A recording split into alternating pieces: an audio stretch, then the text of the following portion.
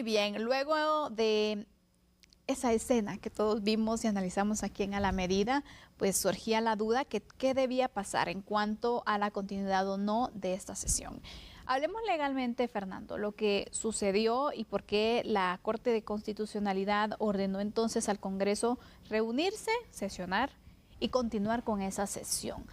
Hemos visto cómo la CC últimamente ha estado pues en esa consulta y enmendando la plana, ¿no? Claro. De distintas entidades, y el Congreso de la República, pues bueno, no es la primera vez, y con esta sesión lo vemos. Realmente yo pensé que bueno, ahí se terminó la sesión y van a continuar con otro tema, que se iban a reunir con jefes de bloque para poder a consensuar la sesión siguiente, pero aquí vemos entonces que legalmente no correspondía este proceso. ¿Qué dice la ley respecto a esto? Básicamente, la Corte de Constitucionalidad es un órgano de control y hay que dejar muy en claro esto. Mucha gente piensa que es otro organismo del Estado o que es una institución que está por encima de los tres organismos del Estado. Realmente son términos que se utilizan de una forma incorrecta.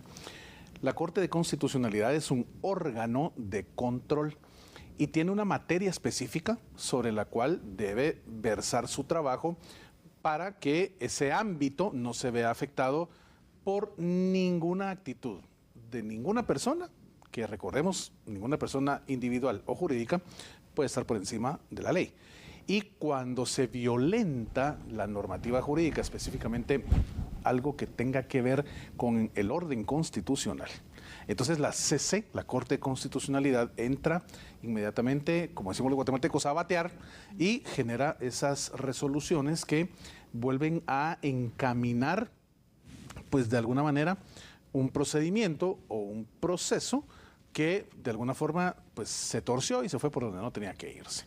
Entonces lo que sucedió en el Congreso de la República justamente el martes 29 de abril, todos lo vimos, lo analizamos aquí incluso contigo, pues algo bochornoso. Fuera de eso, naturalmente se afectó un orden que debía agotarse según la ley orgánica del Congreso de la República, del organismo legislativo, y por supuesto el respeto a ese ordenamiento que la Constitución le genera a los congresistas en cuanto a que deben agotar el trabajo como se debe.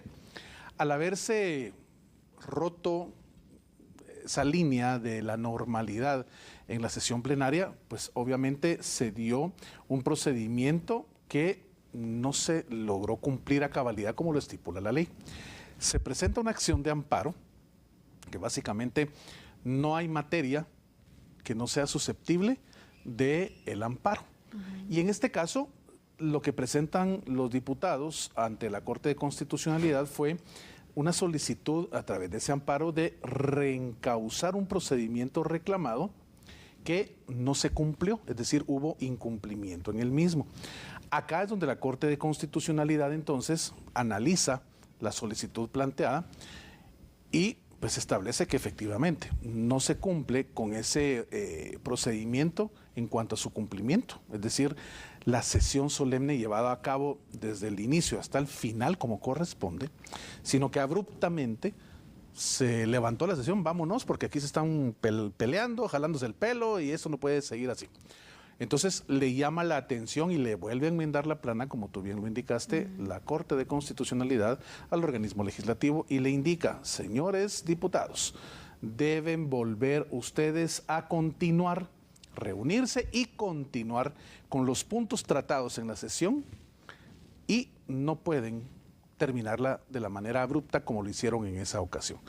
Es ahí donde vemos a una Corte de Constitucionalidad con pues, un accionar enfocado a que no exista esa violencia hacia la normativa jurídica y en este caso una ley de rango constitucional como lo es la ley orgánica del organismo legislativo, y definitivamente les hace ver que o se alinean a una actitud de cumplimiento de la norma jurídica o simplemente ahí pueden existir ya pues acciones que sean en contra incluso de los mismos diputados. Se puede certificarlo conducente si no cumplen con la resolución que está emitiendo, en este caso, el máximo órgano de control constitucional. Así que eso es lo que se estableció y básicamente tendrán entonces que volverse a reunir los diputados y en donde se quedó cabal en ese punto, ahí darle continuidad y ver realmente cuáles eran los puntos en la agenda y tratarlos uno a uno.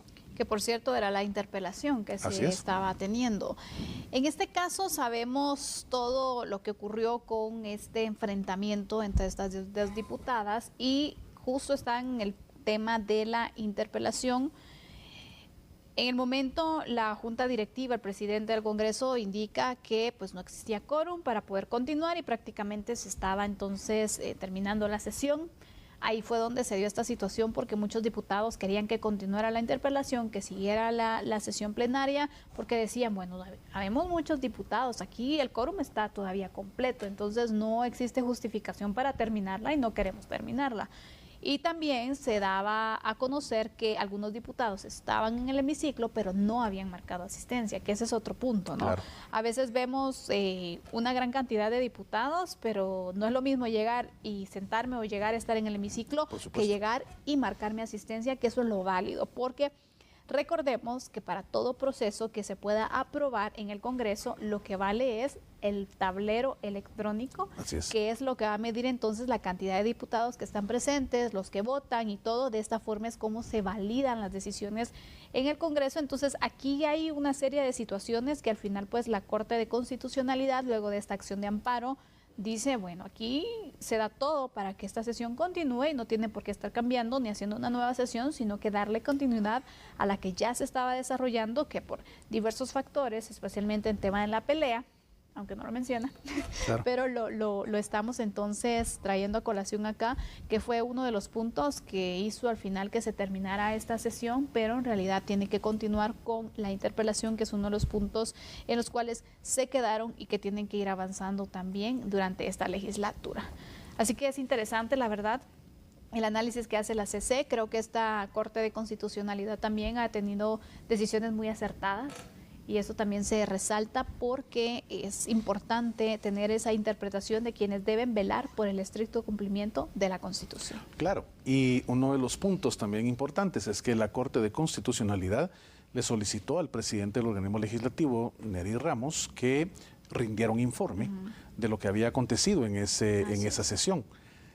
El presidente del legislativo omitió enviar ese dictamen, entonces ahí ya se incurre realmente en una situación en donde hay negativa de informarle a la CC y por eso es que, bueno, dicen, no me informaron, entonces yo voy y les enmiendo la plana y desde donde se quedaron tienen que hacer todo desde cero. Así que es parte de este país democrático y, bueno, pues ese modelo con el cual se basa nuestra sociedad guatemalteca.